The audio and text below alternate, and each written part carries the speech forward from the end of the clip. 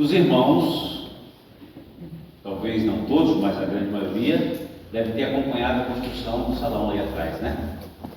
Deve ter visto desde o começo os primeiros tijolos que foram colocados, as primeiras coisas que foram dando forma então ao salão. Talvez quem estava bem envolvido deve ter pensado assim: será que a gente vai terminar essa edificação? Será que vamos concluir, né? Pelas dificuldades financeiras, às vezes o tempo, às vezes funcionário, trabalhador, né? Enfim, uma série de outras coisas podem surgir numa edificação, numa construção.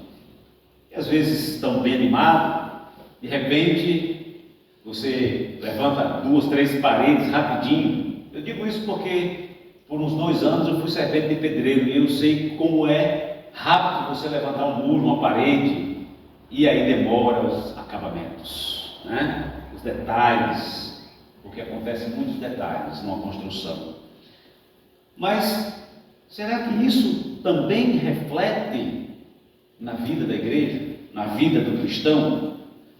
Isso é uma proposta que eu quero trazer para os irmãos, que foi colocada também no meu coração, na palavra de Deus, edificando e ensinando uns aos outros, né? E a igreja evangélica no Brasil, infelizmente, ela é muito mal acostumada.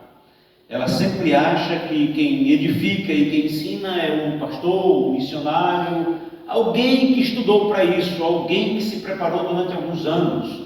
De fato, também faz isso.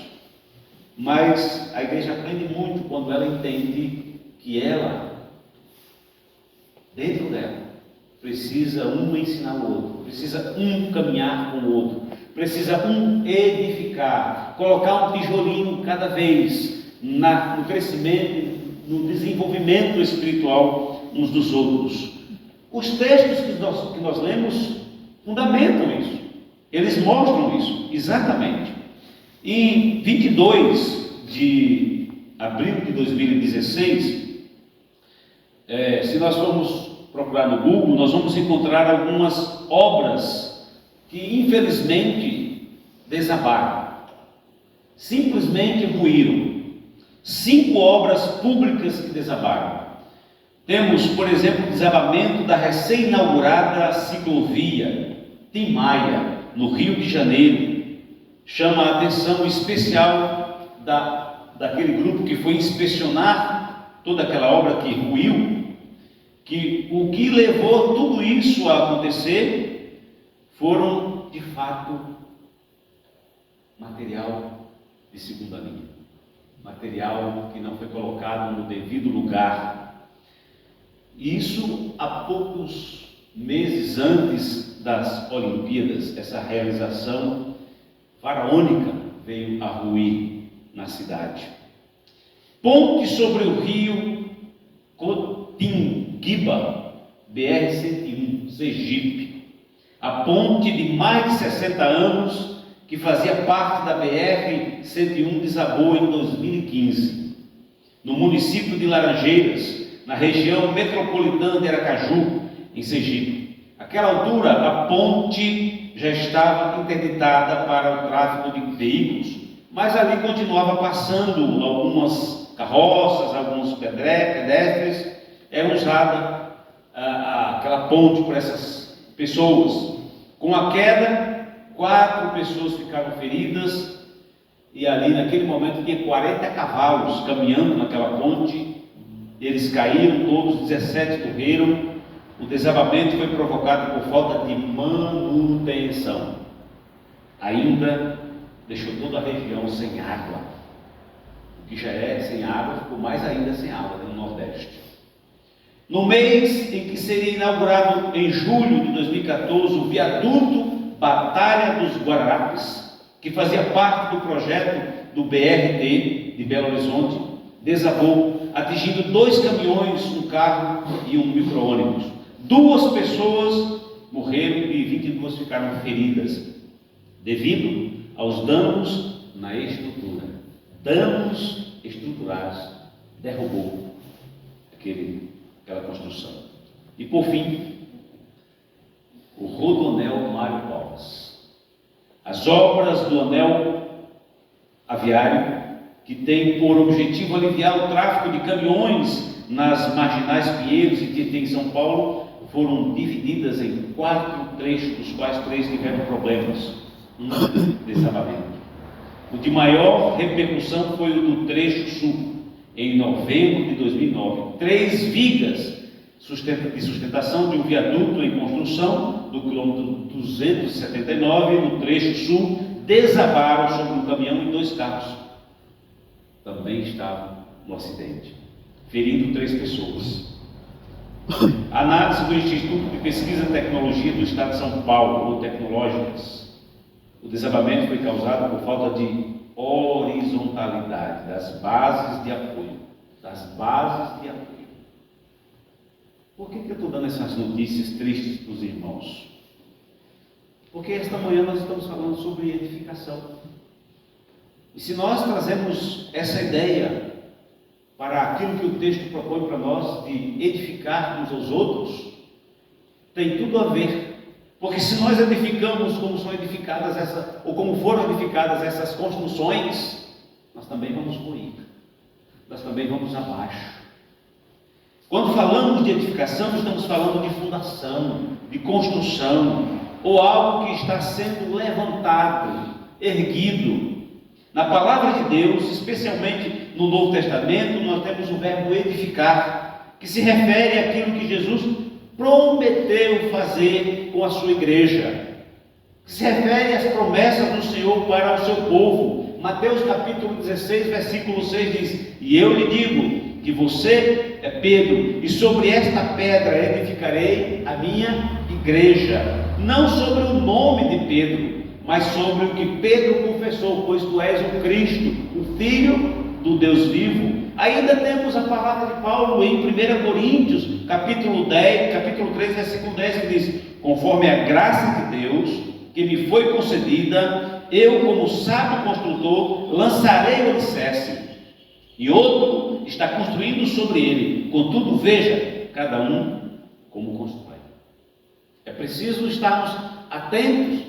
A construção e a edificação na vida espiritual da igreja não pode acontecer de qualquer jeito, não pode acontecer de qualquer forma. Isso me faz lembrar, eu quero abrir um parênteses aqui, há muito tempo atrás, eu era pastor numa igreja, e quando eu cheguei nessa igreja, era uma igreja pequena ainda, estava em desenvolvimento, e não tínhamos pessoas preparadas na escola dominical. Então, quando eu cheguei lá, as pessoas pegavam as crianças e iam lá fora brincar com as crianças, correr para lá e para cá, enquanto acontecia o culto, para elas não perturbarem os adultos.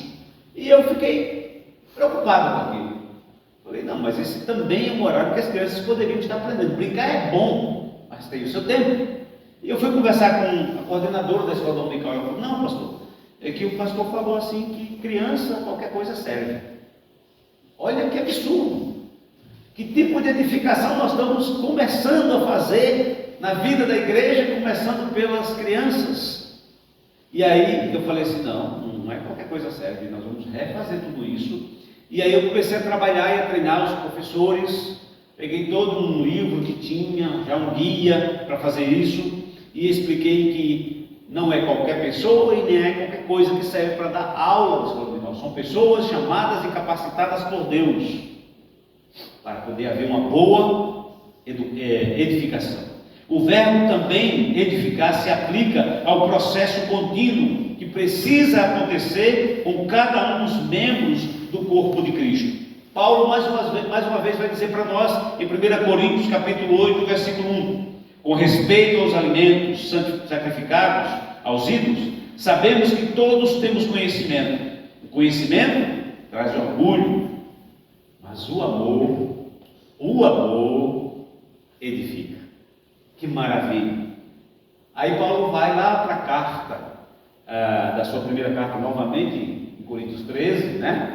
E ele diz, eu posso ter um monte de coisa, orgulho de conhecimento, mas se eu não tiver amor, nada disso serve.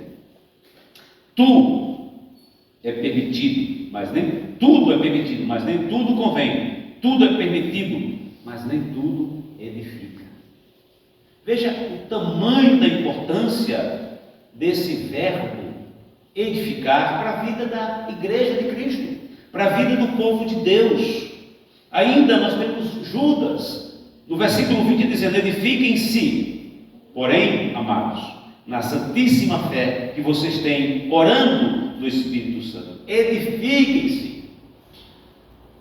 Poderíamos ter vários versículos assim: que o pastor edifique, que o seminarista edifique vocês, que o missionário, que o evangelista, que o bambambam aí do Brasil edifique vocês. Mas nós não temos. O que nós temos é uma palavra de convocação para que a igreja se edifique entre si, que a igreja desenvolva a sua fé, desenvolva o seu crescimento espiritual entre irmãos.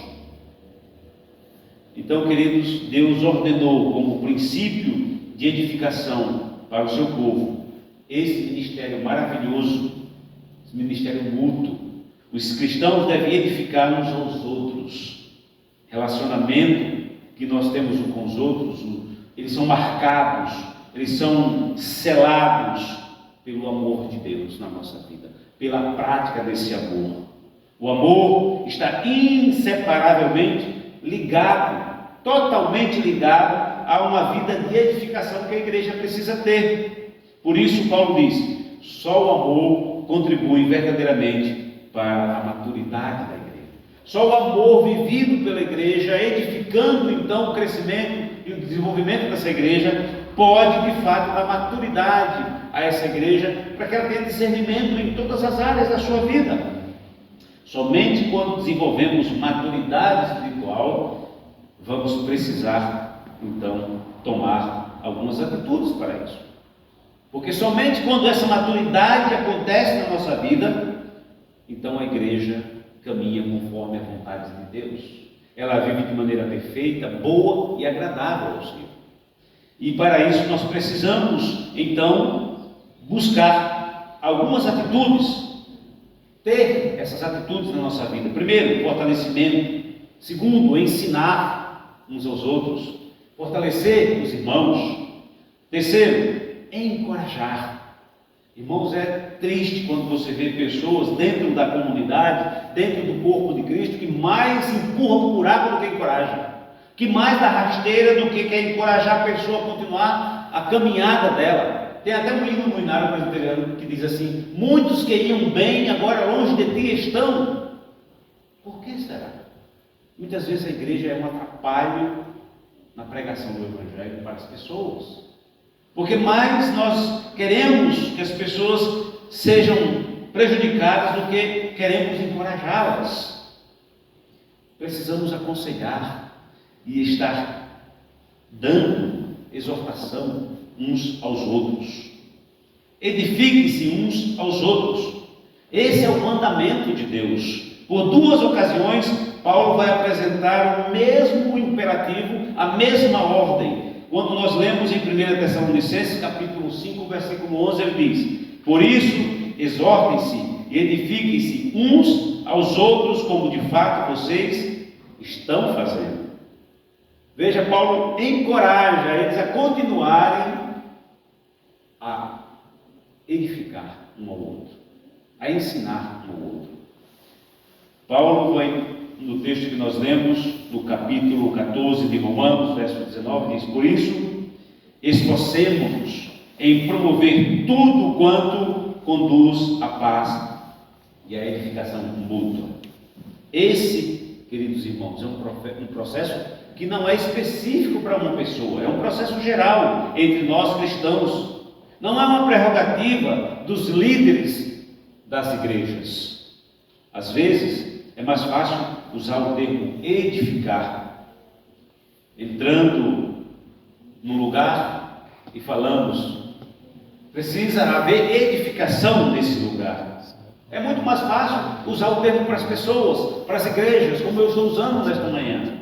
Entretanto, quem se interessa por edificar ao irmão em Cristo? Edificar um ao outro leva tempo, é um processo, é uma caminhada, não é algo que acontece da noite para o dia. Precisa arregaçar as mangas. Edificar um outro precisa buscar sabedoria do Espírito Santo de Deus, precisa pedir a Deus o fruto do Espírito na sua vida, longanimidade, paciência, bondade, alegria. Tudo isso envolve um processo de edificação. Então, edificar os irmãos em Cristo. Para isso precisamos abandonar ou precisamos agir de forma que venhamos a derrubar tudo aquilo que enfraquece, tudo aquilo que não é bom para a edificação um do outro e que nos induz ao erro. O seu Manuel, que era o meu mestre de obra, né? Ele saía comigo para fazer as compras, ele que comprava tudo para fazer a edificação, e eu achava engraçado que ele passava assim: isso não presta, isso não presta. E a gente ia em várias lojas, e muitas lojas não prestavam o que ele queria, até que ele encontrava, depois de umas 5, 6 lojas, esse é bom. Ele sabia exatamente o que era bom para fazer a construção, e lançava fora, jogava fora tudo aquilo que não era bom, tudo aquilo que não ia fazer com que a construção se mantivesse de pé, com que a construção se mantivesse firme. Nós precisamos derrubar na nossa vida tudo aquilo que enfraquece um ao outro, ou até mesmo nos afastar daquilo que nos induz ao erro. Mas edificar vai além de só evitar prejuízo, de só evitar prejudicar o irmão. Somos chamados de maneira ativa e positiva a encontrar oportunidades para ajudarmos uns aos outros, para ajudarmos a igreja a crescer espiritualmente. Eu vejo no mundo de hoje as pessoas tão preocupadas com números, né? A igreja tem que crescer e encher os bancos. Eu não sou contra que mais gente venha para a igreja. Quanto mais gente vem para a igreja, mais gente vai ouvir o Evangelho e as boas novas. Mas a igreja precisa estar preparada para isso. A igreja precisa crescer na qualidade espiritual, para que ela possa saber receber essas pessoas e edificar essas pessoas. Se a igreja não cresce, não desenvolve espiritualmente, o crescimento numérico não vai ser natural. É o meu pensamento. Então, Deus nos convida a aproveitarmos as oportunidades de ajudarmos uns aos outros com aquilo que nós já aprendemos da palavra de Deus e crescermos juntos espiritualmente. Muitas vezes, irmãos, você tem que descer para subir junto com o irmão. Porque a gente vê às vezes alguém que está bem aqui, que o irmãozinho consiga subir as escadas até lá e não é fácil. Jesus, quantas vezes ele foi até lá, até com as crianças, para poder edificar. Tem um camarada chamado Phillips, ao parafrasear Romanos 14, 19, diz: concentremos-nos, pois, nas ações que possam originar a harmonia e o desenvolvimento do caráter de cada um de nós. Não é só ficar feliz por não atrapalhar, mas promover ativamente o desenvolvimento do corpo de Cristo. Às vezes tem aquele ditado: se eu não for atrapalhar, né? Se eu não for ajudar a atrapalhar, também não vou. Mas não é só, na igreja não é só não atrapalhar, é preciso se envolver, é preciso se colocar à disposição para edificar o corpo de Cristo. Agora, o que isso tem a ver com a gente, que Paulo está falando? Temos aqui várias verdades, e elas são as seguintes: para que cada um de nós possa desenvolver um caráter e um comportamento a exemplo de Cristo, é necessário depender dos dons uns dos outros. Nós não somos cristãos espiritualmente isolados. Não somos uma ilha espiritualmente sozinhos. Nós somos chamados para trabalharmos uns com os dons dos outros, para nos complementar. O dom de cada um complementa, formando assim todo o corpo de Cristo, trabalhando para a honra e glória do nosso Senhor. Todos nós podemos edificar alguém, pois temos o Espírito Santo, que o texto diz lá em Colossenses, que habita em nós. Para edificar ao irmão, você precisa buscar conhecer bem seu irmão. É preciso caminhar. A gente fala para o pessoal que vai casar: você tem que comer um pacote de sal para conhecer a pessoa. Assim também é na lida com os irmãos. Às vezes a gente está na igreja conhecendo de vista: bom dia, boa tarde, boa noite. Não sabemos o que ele passa, o que ele enfrenta, as suas tristezas, as suas alegrias, como fazer para ajudá-lo. Ou às vezes ele tem algo que pode nos ajudar, mas nós não temos essa lida, não conhecemos o nosso irmão. Não temos, de forma, às vezes, inconsciente, o objetivo de edificar através de palavras úteis uns aos outros, conforme a necessidade que temos como igreja. Quais seriam os meios para a edificação? Existem vários meios, todos têm a ver com a palavra de Deus, todos estão debaixo da orientação da palavra de Deus, como profetizar, ensinar, animar, cantar salmos e hinos e cânticos espirituais, usar qualquer dom espiritual relacionado ao falar. Querida igreja de Vila Vilela, esse mandamento de edificar uns aos outros é de suma importância, porque ele leva ao que diz Colossenses, que aí nós vamos ensinar uns aos outros também, quando edificamos, quando decidimos seguir de fato o que realmente é o objetivo da igreja, edificar uns aos outros. Edificar exige prática no ensino. O mandamento, Colossenses 3,16, diz: habite ricamente em vocês a palavra de Deus, a palavra de Cristo, perdão. Ensine e aconselhem-se uns aos outros com toda a sabedoria, e cantem salmos e hinos e cânticos espirituais com gratidão a Deus em seus corações. Ensinar ao irmão é mostrar, é explicar a ele os princípios da palavra de Deus. Nada mais, nada menos, de forma que ele compreenda e passe a ter desejo de viver essa palavra em sua vida. E aqui neste mandamento há o incentivo para que todo cristão, todo crente, aproveite a oportunidade para ajudar os irmãos e aprendam à luz das Escrituras que ele já aprendeu. O que é que você já aprendeu aqui nessa igreja? O que é que você já cresceu? Use para edificar uns aos outros. Use para ensinar a outros. Começando aqui. Às vezes a gente quer ensinar o povo lá fora. É importante. Eu não descarto isso. Podemos ensinar o povo lá fora também para que eles possam fazer somar conosco aqui. Mas isso tem que acontecer simultaneamente. Não adianta a gente querer ensinar lá fora e esquecer daqui de dentro. Porque aí nós não vamos preparar aqui dentro para receber os que vêm de fora. Isso é muito importante. Veja Atos 18, 24 a 26 diz: enquanto isso, um judeu chamado Apolo, natural de Alexandria, chegou a Éfeso. Ele era homem culto e tinha grande conhecimento das Escrituras. Fora instruído no caminho do Senhor e com grande fervor falava e ensinava com exatidão acerca de Jesus, embora conhecesse apenas o batismo de João. Logo começou a falar corajosamente na sinagoga, quando Priscila e Áquila o ouviram, convidaram-no para ir à sua casa e explicaram com mais exatidão o caminho de Deus. Veja, um cara que sabia muito. Apolo era um cara culto, no entanto ele precisava aprender ainda mais, né? Não há de fato ninguém que saiba tanto que não possa aprender, e não há aquele que não saiba nada que Deus não dê oportunidade dele para crescer e desenvolver. Como podemos desenvolver este ensinamento? E aí, finalizando, devemos nos esforçar no sentido de aumentar continuamente o nosso conhecimento, não só teórico, mas na prática da palavra de Deus. Ajudar aos outros irmãos a compreender e aplicar a palavra de Deus na sua vida. Dar prioridade às Escrituras, o ensino, um ministério fundamental para a edificação da comunidade aqui. Não podemos esquecer de encorajarmos e aconselharmos uns aos outros. Agora, o que precisamos para fazer isso? Aptidão. Dizer assim como Isaías: eis-me aqui, envia-me a mim.